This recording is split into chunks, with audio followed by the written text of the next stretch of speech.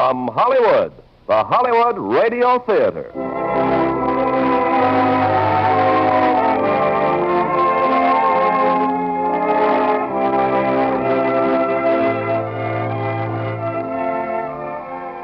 Starring Rosalind Russell and Robert Young in Goodbye, My Fancy. Ladies and gentlemen, your producer, Mr. Irving Cummings. Greetings from Hollywood, ladies and gentlemen. Right now, let's introduce tonight's play, Goodbye, My Fancy. It's a scintillating comedy from Warner Brothers with glamorous Rosalind Russell and that distinguished actor, Robert Young. Now, Act One of Goodbye, My Fancy, starring Rosalind Russell as Agatha Reed and Robert Young as Jim Merrill.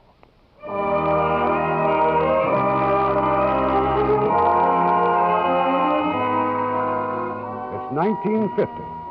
Among the members of the United States Congress, few are more widely respected, and certainly none is more attractive than the Honorable Agatha Reed. Miss Reed has just returned to her office, slightly battle-worn after another harrowing day in the cause of better government. All right, Woody. What's the mail? Another 1,000 or so letters. Make another speech like that last one, and you'll get the post office out of the red. What's this one? Oh, invitation. It's from Good Hope College. You know I haven't time to... Why, it's from Good Hope. Yeah, that's what I said. Then you said... Woody, they want to give me an honorary degree. Well, what's so special about that? You turned down Wellesley without blinking an eye. But you don't understand. I went to Good Hope. Oh, pardon me. Take a letter. Shall I type it on parchment? Special delivery. To Dr. James Merrill, President, Good Hope College, Good Hope, Massachusetts. My dear Jim, I can't tell you how... No, you better make that dear Dr. Merrill. I can't tell you how happy I was to receive your gracious invitation to return to Good Hope for an honorary degree. Good Hope has always been close to me, and nothing short of a congressional crisis will keep me away. And if I may be sentimental, it would give me great pleasure to be able to stay in my old rooms. Sincerely, Agatha Reed.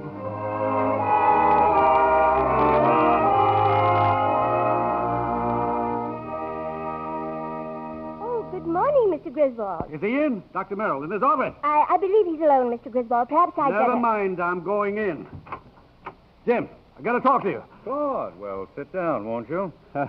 Last night, I wrote a letter to Agatha Reed. As chairman of the Board of Trustees, I thought it would be nice to let her know how happy we all are that she accepted your invitation. Well, that was very thoughtful of And you. 10 minutes after the letter was mailed, my wife told me Your wife told you what? that she used to be Agatha Reed's classmate, that Agatha Reed was expelled for staying out all night. Yes, she was. We're giving an honorary degree to a woman who was once expelled? Now, look, Jim, we're going to call the whole thing off. I'm afraid it's too late for that, Claude. I've given the announcement to the papers. And Real Magazine is sending a man up to cover the commencement. Real, man. Oh, that's great. If they ever find out about her being expelled, we'll all wind up on the cover. There were a dozen women to choose from, but you've got to pick a hot potato like Agatha Reed. Why? Well, Good Hope meted out some pretty harsh punishment to her. I think it's time we told her we were sorry. What's more, she's one of the most outstanding women in the nation. A woman who's won recognition as a columnist, war correspondent, and author. We've got to go through with it, huh? Yes, and stop worrying. Then it's entirely in your hands, Jim. She's your baby till after commencement. Thank you, Claude. I find the prospect very interesting.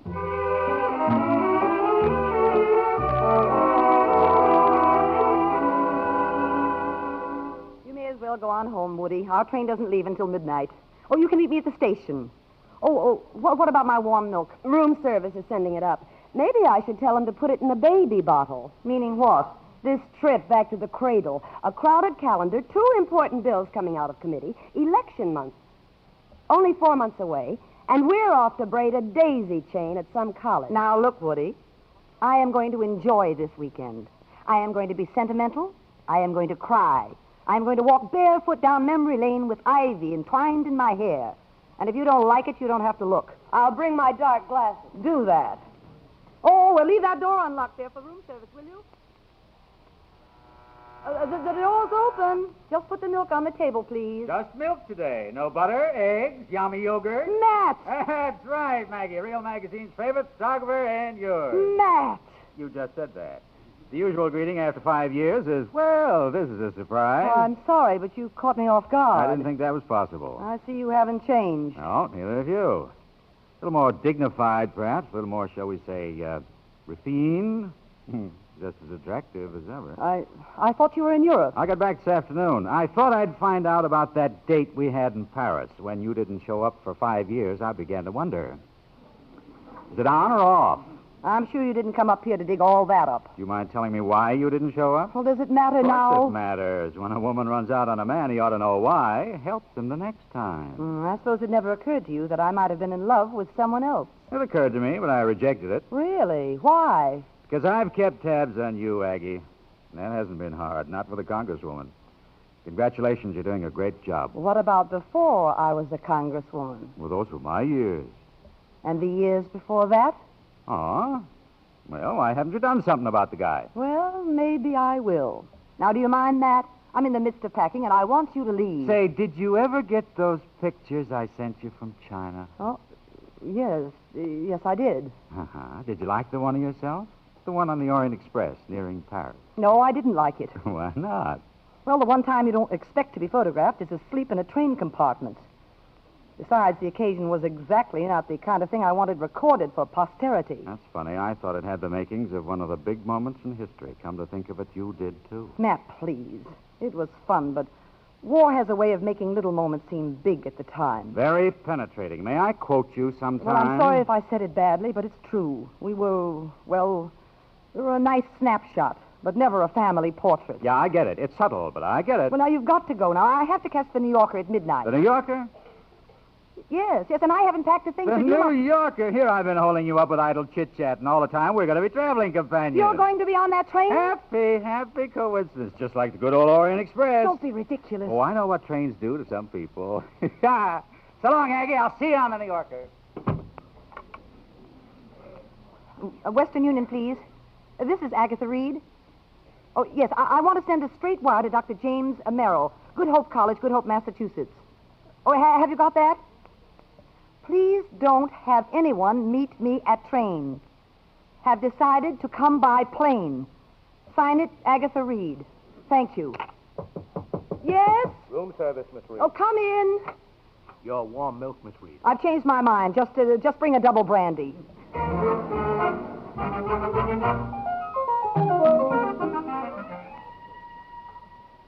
So this is it, huh? Dear old school days. Woody, just look. Oh, this wonderful, wonderful dormitory. My old rooms, the same furniture, the same pictures. Everything just as it was. Looks fierce, doesn't it? Do you know what those girls told me? They moved all these things up from the basement just for me. Oh, I haven't cried in years. It feels wonderful. If you're such a big shot, how come nobody bothered to meet you? Because I purposely stopped the taxi 2 blocks away. That was memory lane we walked through. That alfalfa field is memory lane. Oh, I'm sorry for you, Moody. I really am. If you don't have something to remember like this. Come in. I'm sorry to bother you, Miss Reed. Oh, I'm the one who should be sorry, dear, putting you out of your rooms like this. Oh, no. Mary Nell and I think it's the greatest honor we've ever known. It's this, Miss Reed, your book, Women in the Vanguard. If you'll pardon me, Agatha, I'll run out and tear down some ivy for my hair. A wreath, you know. Woody, really? Oh, now, what about the book? Well, Dr. Pitt said we all ought to read it. Oh, your political science teacher? No, physics. Well, in his classes, you learn about everything. Sounds as if I'd like to know him. I was wondering if you'd autograph it for me. Well, I'd love to. Now, what name do I write? Virginia. Oh, would you make it Ginny? Ginny Merrill. Ginny Merrill. Will your parents be here for commencement? Well, there's just my father. Mother died a few years ago. Oh, does your father have to come very far? Oh, no. As a matter of fact... You're Jim Merrill's daughter, aren't you? Why, yes. Well, I might have known. I knew your father very well. He was my favorite professor. What was he like, Miss Reed? Oh, he was very handsome. All the girls were in love with him. They still are. That's not what I meant. Was he a good teacher? He was a wonderful teacher. I wish he were still a teacher. Oh? Is being president of a college so bad? Well, it's different. Different?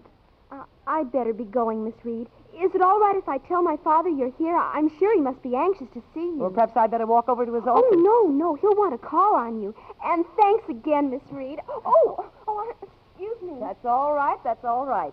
We just had a phone call. Real Magazine. They're covering your weekend here. Oh, how nice. Oh, it's better than that. They're sending Matt Cole. Who did you say? Matt Cole, the war photographer. You're joking. Why should they send him here? This isn't his type of thing at all. Yeah, but why the blood pressure? Get Real Magazine on the phone immediately. I'll put a stop to this right now. Why bother? I want to bother, and don't argue. Okay. Hello, get me New York. Yeah, Real Magazine. I want to speak to Mr. Bronson personally. Make that person-to-person to Mr. Bronson. That's right. He owns the magazine. Is this a matter of life and death? I asked you not to argue. Just get Bronson on that phone. I can't. The circuits are busy. Give me the phone. Hello, this is Agatha Reed. Now, on that call to Real Magazine, it's most important. This is a crisis? I'd appreciate it, please, if you'd get everything you possibly can do. I can get it.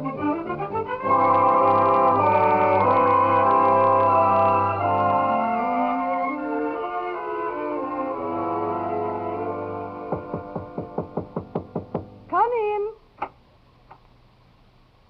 Jim. It's been a long time, Agatha. 20 years. I'm taking advantage of my position. The entire college is waiting to meet you. I'm overcome. I mean it, Jim. My daughter mentioned your secretary was with you. Woody's downstairs with the telephone operator. There's an important call I'm trying to put through. I'm glad we're alone.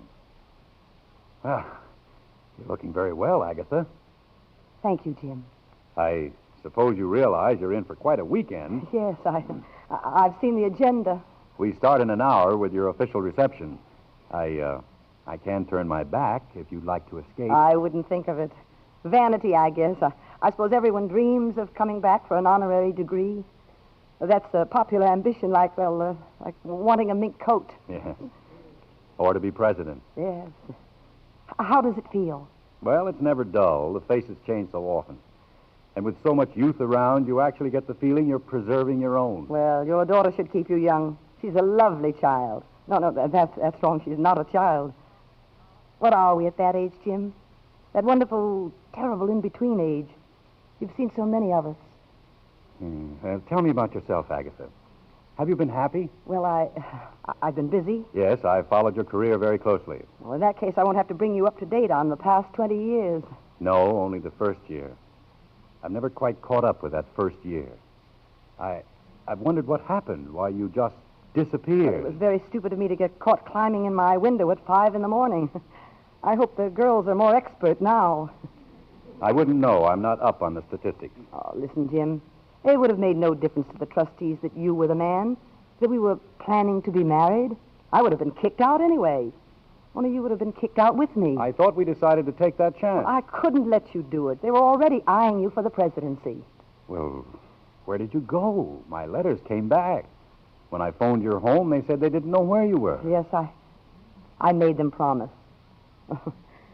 Once I weakened and started to write you a letter. I never did finish it.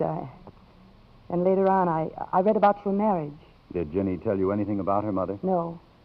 She was a wonderful woman. We had a lot of things in common. That helped to balance the things we didn't have. She died 4 years ago. Why did you feel that you had to tell me that? I don't know exactly. I suppose What are you trying to say, Jim? Well, you came up here this weekend. Why? Well, don't you remember? You invited me. I carried that invitation around for 2 years before I sent it. Oh, that was silly, Jim. I answered it as soon as I got it. Bronson's in Chicago. Oh, sorry if I interrupted. That's quite all right. I was just leaving. Dr. Merrill, my secretary, and my right arm, Miss Woods. How do you do? How do you do? Miss Reed, did I tell you it's wonderful to have you back? Yes, Dr. Merrill, but it's good to hear it again. I'll see you at the reception. There'll be a committee calling for you at 4 o'clock. Oh, it's nice to have you here, too, Miss Woods. Thank you. Prexy's nice looking, isn't he? Yes. Looked mighty cozy just now. Talking over old history exams.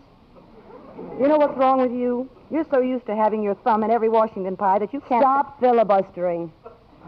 All right, Woody. It's so. What so? Just what you're thinking. Oh? He's the first man I ever loved. He's what? Maybe the only one. The truth is, I'd marry him tomorrow if he asked me. You're kidding, aren't you? What's the matter? Are you against marriage, too? Of course not. But you're smack in the middle of an election campaign and 100 other things. Your life is too busy. There's quite a difference between a busy life and a full one. Well, I thought you'd be happy for me. Well, what do you expect? I don't even know the guy. Well, I know him. Now, this isn't just a whim, Woody. This is something I waited for and thought about for 20 years. Maybe the most important thing in my whole life. That's why I don't want anything to spoil it. That's why I... What about that phone call? Phone call? Yeah, Bronson, Real Magazine. Oh, that. They're expecting him back at his hotel. Anything I can do? Oh, all right, Matt, come in. Now, what do you think you're doing here? My job. I'm a photographer. You don't expect me to believe they picked you for an assignment like this, do you? As a matter of fact, I asked for it. I had a great idea for a layout. The Honorable Agatha Reed and how she grew. Now, don't try anything. I'm warning you, Matt. Yes, ma'am. This is my secretary, Miss Woods. Hi. Real pleasure. Oh, would you mind directing me to the president's office? Why? I'm supposed to check in with the old codger. Oh, you'll probably find the old codger in the administration building. Yeah, and where might that be? Woody? Let's go, Mr. Cole. Thanks, Woody. I wouldn't want him to get lost. If I do, I'll send up a flare. I'll get it. Hello? Oh, yes, Mr. Bronson. We've been trying all over to find you. Well, say something. We just wanted to tell you we decided to renew our subscription.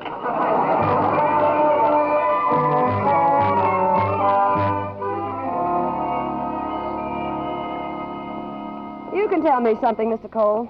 Why was the Honorable so upset about you coming up here? She thinks I'm in the employ of a foreign government. Oh, come on, give. You're about as innocent as a rattlesnake. All right, I'm here because I think she's on the verge of making a big mistake. What kind of mistake? For a man, there's only one kind of mistake a woman can make, another man. Why should that bother you? Well, that shouldn't be hard for a smart girl like you to figure out. Oh, no. Now I know who you are. You're up here to make trouble. That's who you are. Well, no fisticuffs when we get there. This is supposed to be a happy weekend. When we get there... Wait a minute. Don't tell me he's the president of this seminary. I thought you knew. Well, no. Thanks for telling me. You tricked me. Wild horses wouldn't have dragged that out on me. Forget it. What am I worried about? If I can't take her away from some old Mr. Chips, I'll quit the business. Ha! What does that mean? Get out that flare, Mr. Cole. You're gonna need it.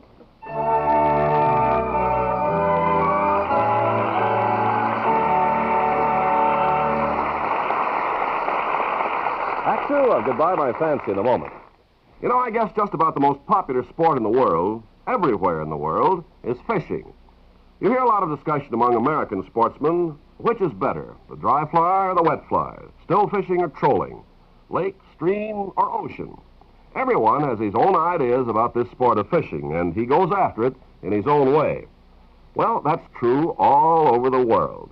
As our servicemen have observed, there are a lot of different ways of catching fish. In Borneo, for example, the natives crush the berries of a certain shrub, and the juice poisons the fish of a river without spoiling them as food. In Africa, South America, and Alaska, the spear or harpoon is used. In Japan, trained birds called cormorants are sent diving down into the water to bring up fish. In some Pacific islands, nets are used. In others, the bow and arrow is the favorite method of getting fish for supper. Well, what's true about fishing is true about other customs and traditions around the world. The way of doing things may be different, but the ideals are the same. No one way is right or wrong. It's just what suits the individuals best. These customs are important to the people who follow them, and our servicemen are helping to maintain goodwill by observing the customs of other people in other lands. Now, our producer, Mr. Cummings. Act 2 of Goodbye, My Fancy, starring Rosalind Russell as Agatha and Robert Young as Jim, with Whitfield Connor as Matt.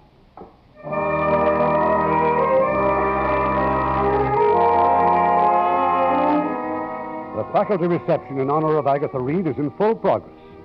Among those present are Matt Cole and a professor of physics named Dr. Pitt. Care for a cup of punch, Mr. Cole? Oh, thanks. You have to go through this every year? Occupational hazard. Well, I'm rather enjoying it. You mean it can be worse than this? It's just that this is my last faculty reception. Good Hope and I will soon be going our separate ways. I haven't been exactly happy under the present management. Dr. Merrill? Oh, no. Bud Griswold, our illustrious chairman of the board. Meanwhile, Mr. Cole, let's drink to Saturday morning. What's for Saturday morning? That's when I'll be asked to resign. I shall take my departure in a blaze of futile glory. You gonna blow up the physics building? Not exactly. But there will be an explosion of a kind. What kind, Dr. Pitt? That's my little secret, Mr. Cole.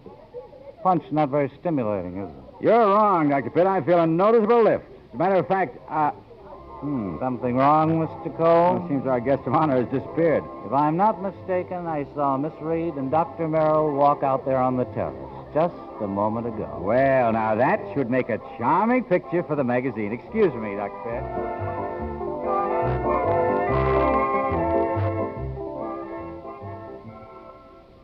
I suppose I had no right to take you out here, Agatha. But there won't be many opportunities to be alone, and there's so much I want to say. We had the same problem 20 years ago, Jim, until we discovered the amphitheater. Remember? I was just about to suggest it. The usual time? The reception will be over by then. The usual time. Thank you for remembering. How could I ever... Oh, Mr. Cole. Sorry if I startled you, Doctor, but the layout wouldn't be complete without a picture of the president and his #1 graduate. Well, it might have been a better picture if you'd given us a little warning. Mr. Cole specializes in catching people off guard. Oh, there you are, Jim. Now, look, I've been working on Jeff Barnes. He's just about ready to walk.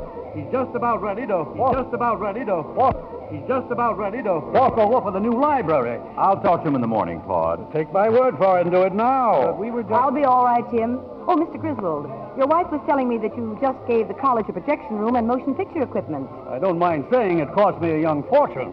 Claude's one of the best friends this college ever had, I'm Agatha. honored, Mr. Griswold. You see, Miss Shackelford was saying that my film will be the first to be shown. Your film?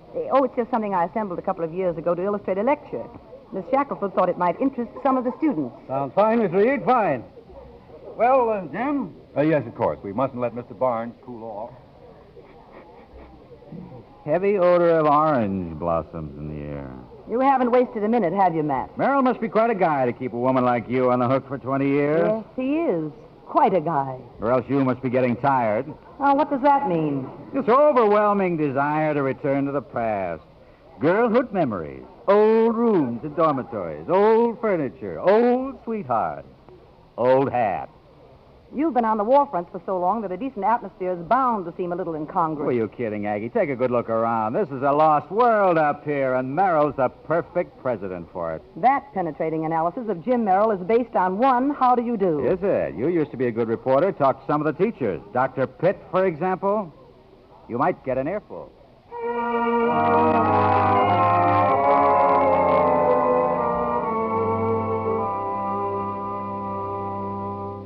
The old amphitheater, Agatha. It looks just the same, doesn't it? Just the same. I was late, wasn't I? A little. On my way, Dr. Pitt stopped me. He said you had quite a talk with him. Oh, Jim, I'm sorry. I was meddling. I had no right to. In this case, you had every right. What did you tell him? Is he going to resign? No, I asked him to remain here. That's what you expected, isn't it? That's what I hoped for. But what about Mr. Griswold? Well, I imagine there'll be some tearing of hair. But I'm sure I can manage the situation so that both sides appear to win. Jim. Remember the last time we were here? We were very young, very much in love. And you proposed to me. Agatha, if I were to ask you again, is there any chance your answer might be the same? Oh, always on second proposals. This time you won't run away. No. Then I can tear this up. It's the note you left for me. You kept it. I've never quite forgiven myself for introducing you to the beauties of Walt Whitman. Goodbye, my fancy. Farewell, dear mate, dear love. The note. May I have it? Thank you. Hello, my fancy. Agatha.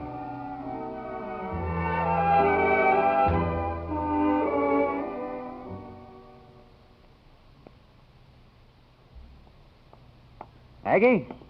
Woody's the name. Oh, Joe. That's the answer I always get. Well, I'll stick it out for a couple hours longer. If she doesn't show up by morning, I'm leaving. Got it bad, haven't you? Look, I'm not being nosy. I think Aggie's making a mistake, too. I don't just work for this woman. I like her. I care what happens to her. So do I. What was it with you and Aggie, anyway? Well, I hadn't seen her since the day Paris was liberated. Before that, not for months. I was going to ask her to marry me. We made a date for that night. I rustled up 8 red roses, a bottle of champagne, and a ring. I tore the petals off the roses and sprinkled them in the doorway. Put the ring at the bottom of the glass. She'd drink the champagne, see the ring, catch on that I was proposing. Nice idea, wasn't it? Yes, very. Only Aggie never showed up. Well, the evening wasn't entirely wasted. I learned something that's been invaluable to me ever since. Do you know it only takes 3 hours for roses to turn brown around the edges? I'm sorry, Cole. What are you sorry about? Now that I've seen her dreamboat in action, I'm not worried. He's a memory. Something she pressed in a book through the years like an old rose. You're expecting an awful lot of her in one short weekend. That's why I'm going to give her a little help. Right before your very eyes, I'm going to turn that memory into a man. Very clever, if it works. You leaving? Wouldn't you rather? I hear the approach of familiar footsteps. Well, good evening. I was just about to put a light in the window. Well, I'm glad you didn't bother. I know exactly where I'm going. Good night, Matt. I want to talk to you, Aggie. Oh, yes, of course. About Dr. Pitt. You'll be very unhappy to hear that any difference of opinion is now a thing of the past. Dr. Pitt will remain here. Well, there's one thing to be said in our Prexy's favor. He doesn't want to lose you. I don't blame him. He's not going to lose me. Then it's all set? All set. Oh, congratulations. Oh, you just can't take it, can you, Matt? That he could be more exciting, more desirable than you. That's right. I'm as vain as the next guy. Since you've gone in for collecting memories, here's another one.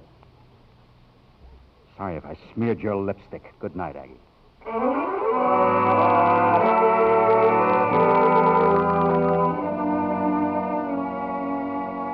Why, it's Mr. Cole. Do come in, Mr. Cole. Good morning, Miss Shackelford. Busy taking pictures, I suppose. That's what I wanted to see you about. Now, you're the student advisor. I just want to be sure that I'm at the right place at the right time. Now, let's see. Tomorrow's Saturday. Oh, but tonight's the prom, and a step sing at Griswold Hall. Step sing? Oh, yes, they sing on the steps. Uh-huh. But tomorrow morning, I believe Dr. Pitt mentioned something for 11 o'clock. Oh, yes, the film showing, Miss Reed's film. No, I don't mean that. Isn't there something else on tap? Why, no, nothing. Well, now, there must be. Mr. Cole, there will be nothing at 11 o'clock tomorrow but Miss Reed's motion picture. Anyone seen it yet? No, I don't think so. Oh, yes, Dr. Pitt. It was at his suggestion that I sent for it. Dr. Pitt? Oh, fine. Miss Shackelford, where can I find Mr. Griswold? Mr. Griswold? Well, I'll be glad to show you, Mr. Cole. Now, you just come with me.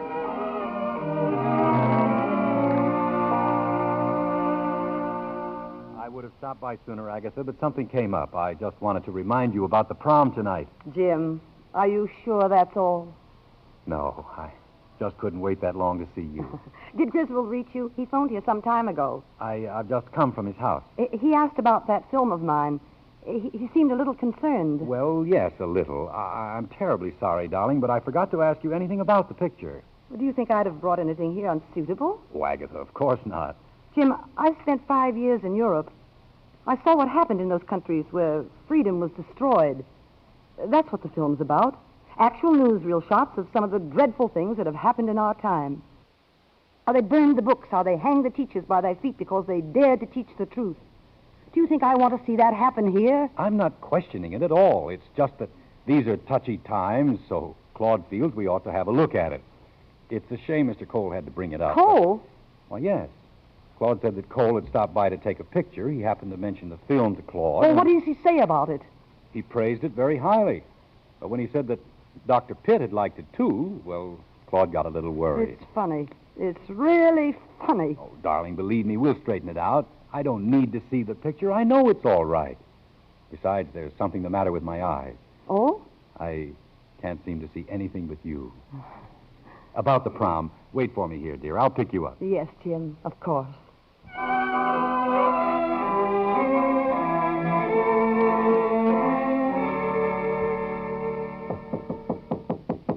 It's Jenny, Miss Reed. May I come in? Jenny, of course, dear. Well, shouldn't you be getting dressed for the prom? Miss Reed, is it a good picture? The one they're showing tomorrow? Well, naturally, I'd think so. Why? Well, they're having a meeting about it at my father's house, and Well, what are you trying to tell me, Ginny? well, some people think the president of a college has the right to make decisions on things, but he doesn't. He has to check everything with the trustees.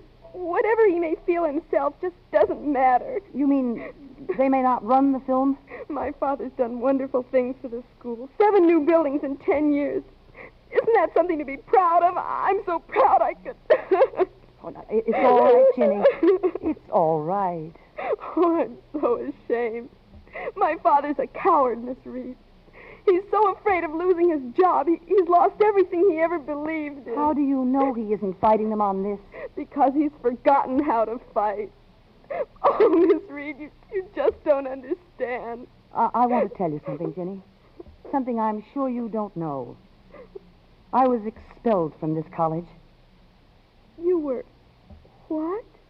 Expelled because I stayed out all night with a man. We were very much in love and planning to be married.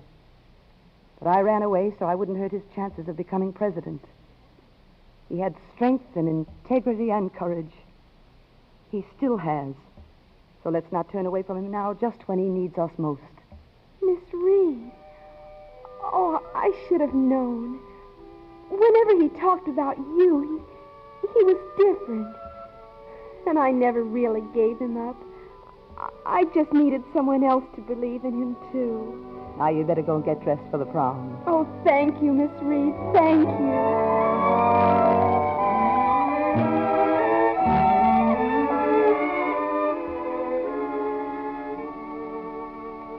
Agatha, you look beautiful. Thank you. And what's more, I'm already surprised. Your arm, Miss Reed. Oh, Jim, imagine going to a prom again. Claude and Ellen stopped by. They thought we might as well make it a fourth. Of course. They're downstairs. Hey! Oh, it's just like old times, isn't it, Anne? Hello, Ellie. Oh, good evening, Mr. Griswold. Now, that's what I call a charming couple.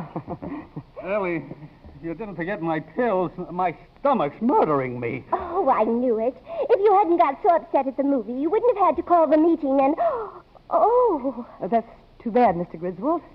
Sounds like it's all my fault. Oh, I didn't mean that, Ag. It's just that we were late for dinner, and Claude just gulped. How did you like the movie, Mr. Griswold? Well, it's no Abbott and Costello. They're Claude's favorite. Agatha, Claude realizes what you tried to accomplish with the film. And Sure I do. But why show college kids this kind of stuff? Time enough to start worrying when they're out of college. That's a very interesting theory of education, Mr. Griswold. Is it yours? I leave theories to experts here like Jim. All I care about, frankly, is protecting the minds of the young people Well, you're here. not protecting them, Mr. Griswold. You're destroying them. A college is where the future of the world begins, and professors aren't intellectual babysitters. It's their job to bring some light into this muddled world. And you've put a stop to that. The result is the girls who graduate tomorrow aren't prepared for the world they'll have to face. Yet you're content to hand it to them and say, fight for it, die for it, but don't attempt to understand it. Miss Reed, I think we know what's best for our school. Claude, please let me handle this. There's no handling to it, Jim. And we might as well tell her now. Miss Reed, we've canceled the showing of the film.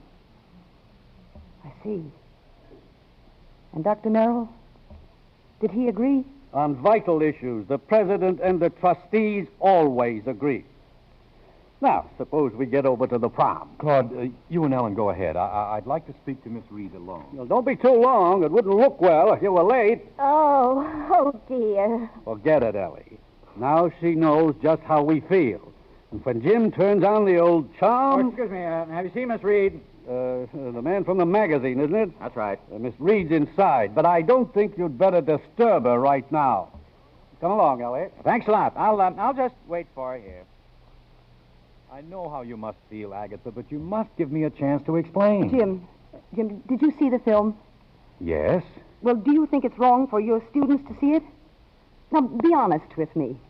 No. And you didn't stand up and say that? Agatha, I'm just asking you to try to see my position. There are times when I have to bow to Claude Griswold? You're exaggerating Claude's importance in this whole affair. Am I? When he and not you seem to be the real judge of what should be taught at this college? He's a businessman. He gives money. He wants his say. It's as simple as that. Why do you look so shocked? I'm not shocked. Just frightened.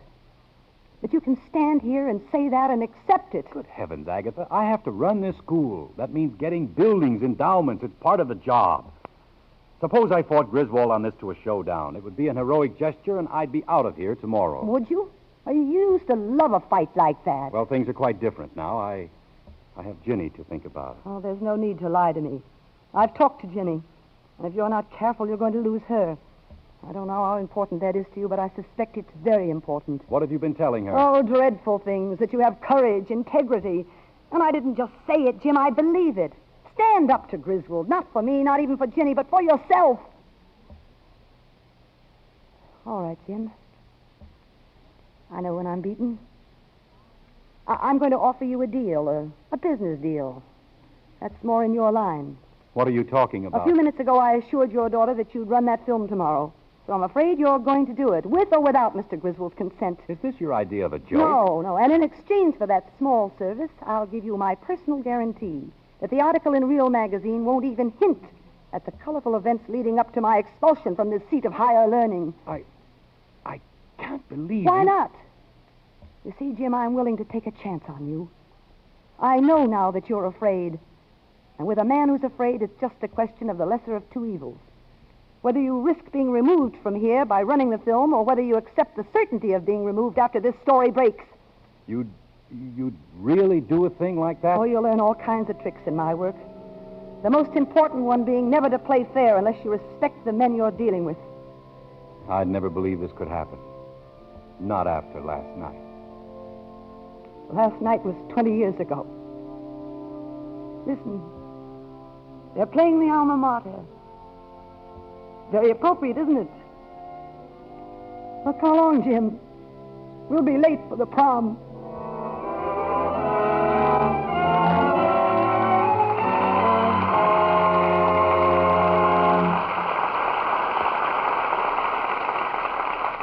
In just a few moments now, we'll hear Act 3 of Goodbye, My Fancy. You know, every once in a while, the sounds of war yield to a nicer note. Such a one came from Korea, from the 27th Regiment of the 25th Infantry Division. It's an outfit of superb combat soldiers who built a legendary reputation in the Korean fighting. But they built something else along with it. When they were stationed in Osaka, Japan in 1949, they learned that a small orphanage was in bad shape. Poor buildings, little clothing, and no assurance from day to day that there would even be enough food for the more than 150 kids who called it home. Well, the regiment adopted that orphanage. They began to take up collections. They contributed food and medicine and clothing. And when the regiment moved to the Korean battlefront, the work went on. Their first payday in combat, those guys deducted 500,000 yen and sent it back to Japan for their orphanage. Well, you can bet those kids have never forgotten the men of the 27th. Such acts by you and your friends today are shaping our world of tomorrow.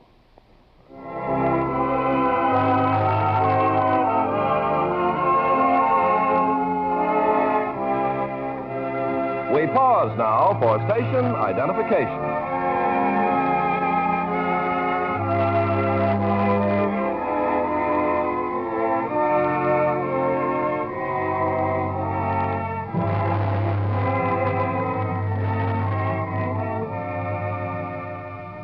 The curtain rises on Act 3 of Goodbye, My Fancy, starring Rosalind Russell as Agatha and Robert Young as Jim, with Whitfield Connor as Matt.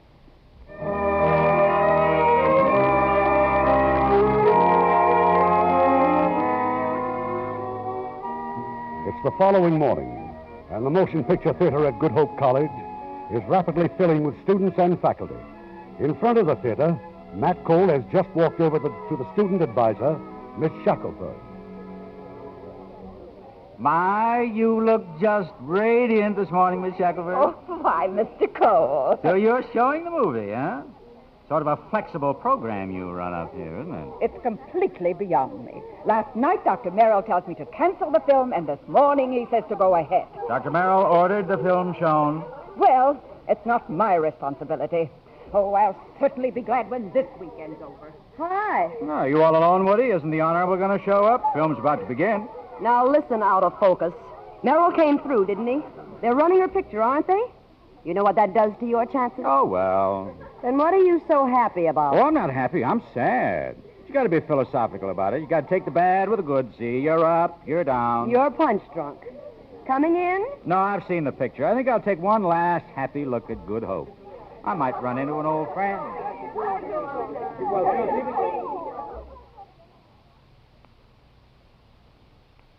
You know, a man can wear himself out walking around this campus looking for someone. What are you doing here, Matt? What are you doing here, Agatha? I happen to like the amphitheater. Well, they're showing your film. I know. Well, aren't you glad? Yes, of course.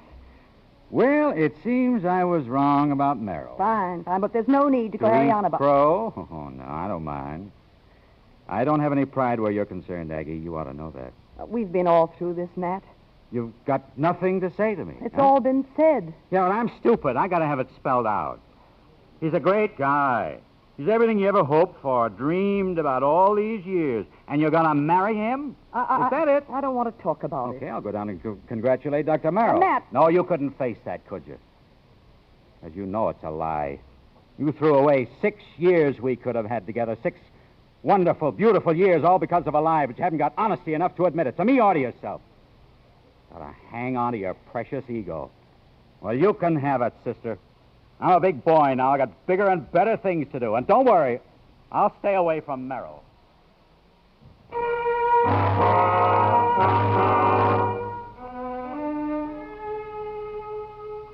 Agatha? Come in, Jim. You're not packing. That's right, Jim. I'm leaving. My commencement speech is there on the waistbag. If I had to stand up there this afternoon and say it, I'd choke on every word. But don't you You realize... can say that I was taken ill, that I was called back to Washington, anything. Just like 20 years ago, isn't it? Running away again. Jim, I was wrong about last night, expecting you to be the same man I remembered. And I was wrong to think that I could help you win your daughter back. I can't blackmail for you for the rest of my life. It's better that she know the truth now while she's young. Would you tell Jenny that? That I ordered your film shown because if I didn't... If I had to, yes, I'd tell her. Who is it? It's Jenny, Miss Reed. Come in, Jenny. I went to your office, Father. They told me you'd come here. We just saw your picture, Miss Reed. Oh, it was wonderful. I wish you'd been there, Father. I'm sure none of us will ever forget it. It was the best graduation present you could have given the senior class and me. Well, I just wanted to thank you. Jenny, don't go. Yes? You kissed me just now, Jenny. You haven't done that in a long time. I'm very grateful. But I can't accept it under false pretenses. False pretenses? Jim, no, don't. I had the movie shown only because Miss Reed forced me to. She gave me an alternative that left me no choice. That's the truth, and I want you to know it. I haven't been much of a father for quite a while. I'm sorry, Jenny. I didn't tell you all this to hurt you. You've forgotten a lot of things about me, haven't you? But I don't cry only when I'm sad. But I cry just as much when I'm happy. I don't care why you showed the film. I just wanted you to be honest with me and with yourself. Oh, so this is where you are. Ellie, do you mind... It's all right. Come in, Ellen. Now, what is all this nonsense, Jim? Claude's terribly upset. The whole board's upset. First when they heard about the movie, and then right out of the blue, this resignation. Resignation? Oh, it was just beautiful, Jim. Especially that part about self-respect. It just about made me cry. Jim, why did you do it? I stood in back of the theater a little while ago and watched them looking at the picture. Suddenly I realized I had almost not let them see it. That's when I knew that everything you said last night was true. That I had no right to be the president of a college. Why, Aggie, How could you say such a thing? Why, you should hear them all shouting back there at home about how much good you've done for the school. And what a row the students would raise if they heard about it, wouldn't they, Jenny? They'd raise a heck of a row, Mrs. Griswold. Why, I'd even resign as alumni president. Thank you, Ellen. Oh, my goodness, Jimmy. Now, what are you doing here? You forget it's commencement. I'm going, Mrs. Griswold. I always wondered why they called it commencement. Now I know. Well, I'd better be leaving, too.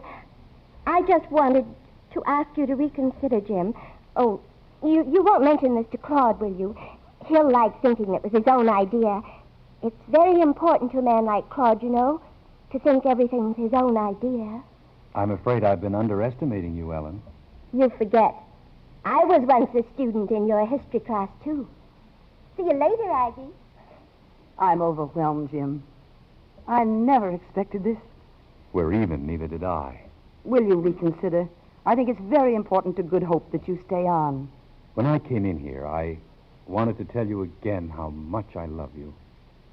That I didn't have much hope for it after last night. But that somehow, today, I know we're different people than we were 20 years ago. I know that a lot of things have changed. But I wouldn't want to go through the rest of my life feeling I hadn't tried. Do I have a chance? You might have had a very good chance, Jim. Except that, well, you see, we only met today. Just now, really. And there's someone who has a few years' start on you.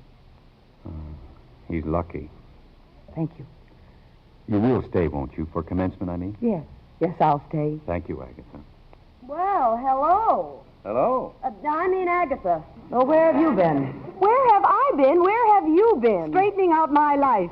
Well, now I know. Now, what arrangements did you make for getting us out of here? Getting us out? Well, by plane, Woody, tonight. You better phone Washington. Tell him to set up that committee meeting for 10 tomorrow morning. Oh, and call Senator McElroy. Tell him he was right. I'll make a swing through the whole state before election. And close your mouth. You look like a fish.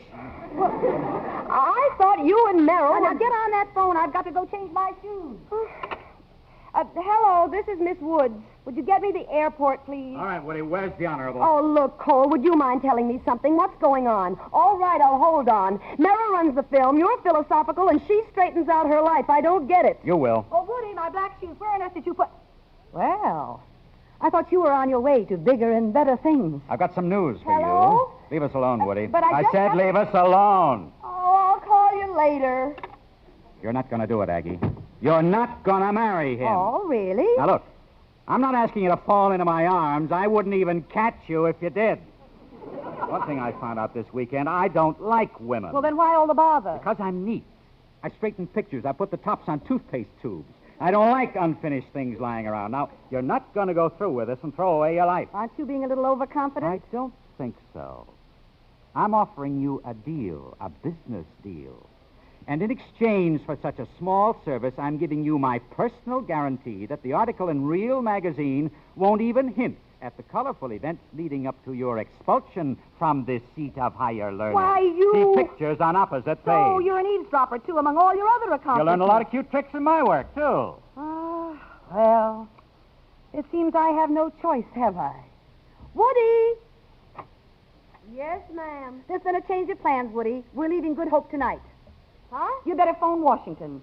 They can set up that committee meeting for tomorrow at 10. Oh, and call Senator McElroy. Tell him I'll make a swing through the entire state before election. But you just told me. I know, but there's been a change in plans. Oh, a change in plans. Miss Reed, are you ready? Jimmy? The ceremonies are going to begin. Well, I guess I'm ready. Your speech. Have you got your speech? I left it right here on the desk. What did you do with it? I never touched I it. distinctly remember What's that in the leaving it- wastebasket? Oh. We had no file. Yeah, that's right. Now, come on, let's go. Jenny, where are you? Oh, one weekend. Could a woman go crazy in one weekend? What's so crazy about changing her mind? Changing her mind? She told me the same thing 5 minutes ago. She what? She what? What are they putting the food around here anyway? Hmm. Now what's got into you? Sweetheart, don't even try to understand it. Just relax and enjoy it.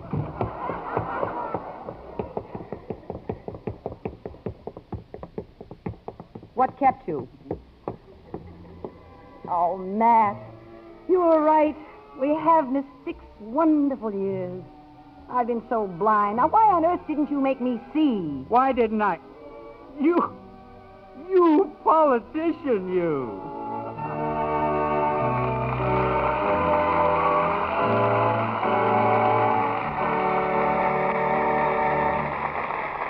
In a moment, our stars will return. Make a friend, and you make an ally. There's a thought for you to keep in mind, as many another American has. Ever heard of Billy Brown? Well, for over a year now, young Billy, a high school senior of Yorktown Heights, New York, has broadcast a 15-minute program over the Voice of America. Every Friday, in answer to some letter from a pen pal, he talks about such varied subjects as sports, stamps, religious freedom, and American jazz. The program is repeated in Urdu, a language spoken in India and Pakistan, and beamed to Asia.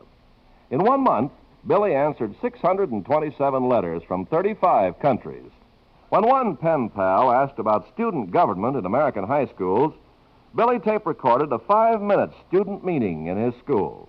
For a while, it looked as if Billy's program might be discontinued, but it had become so successful that the local Rotary Club set up a special committee to raise funds for its continuation and for the purchase of postage and stationery so Billy could continue to correspond personally with his overseas pen pals. Recently, Pakistan's ambassador to the U.S. and his family visited Billy at his home for a weekend. And later, the envoy invited the Brown family to Washington, where Billy received a reward for his, as the citation read, contribution to the growing spirit of brotherhood between the youth of America and the youth of Pakistan. Although Billy Brown plans to enter law school, he hopes to continue with his radio program, for, like so many other Americans, he's discovered that by helping others, you help your country. Now, here's Mr. Cummings with our stars. And here they are, Rosalind Russell and Robert Young.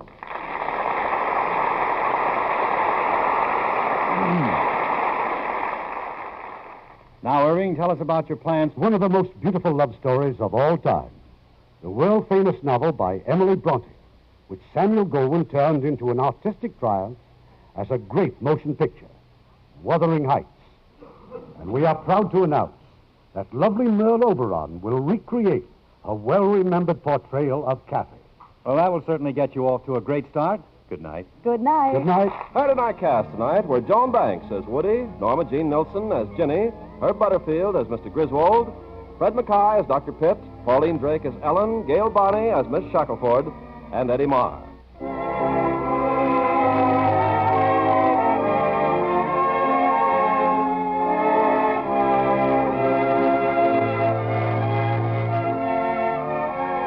The Hollywood Radio Theatre is produced by Mr. Irving Cummings. Our orchestra is under the direction of Rudy Schrager. This is Ken Carpenter inviting you to join us next week at this same time for another presentation of the Hollywood Radio Theatre.